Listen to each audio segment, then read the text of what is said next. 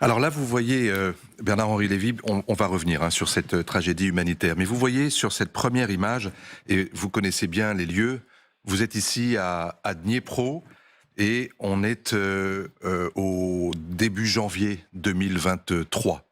C'est des résidences, des quartiers résidentiels, vivent des civils bombardés par l'armée russe de façon parfois indiscriminée.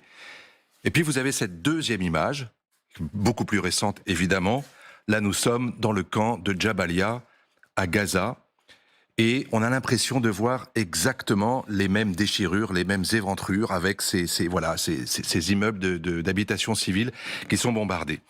Entre le 22 février 2022, c'est 24 février 2022, la date du début des opérations russes en Ukraine, et le 18 mars, 3 semaines, il y a eu 847 morts civiles.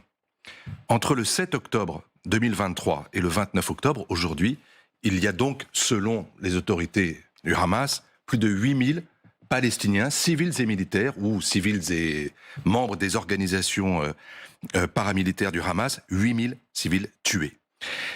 Vous avez publié dans Le Figaro cette semaine et en anglais dans le magazine The Tablet avec Boris Johnson, un texte très fort qui dit, en gros, l'Ukraine et Israël luttent pour la démocratie.